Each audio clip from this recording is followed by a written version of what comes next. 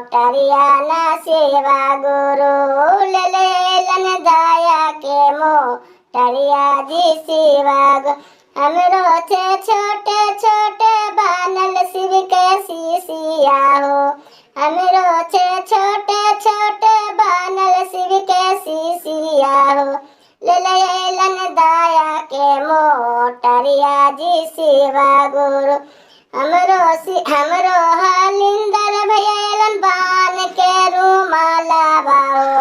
हमरो हलिंदर भैलन बान के रूमाला बाहो लेलन तीने सुत गे या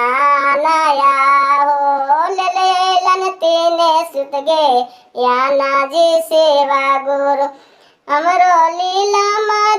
उनको हमरो से बारे बारे हकन शिव के सीसिया हो हमरो से बारे बारे बालन शिव के सीसिया हो लेलन तीने सुत गे या ना सेवा गुरु लेलन तीने सुत गे या ना सेवा गुरु।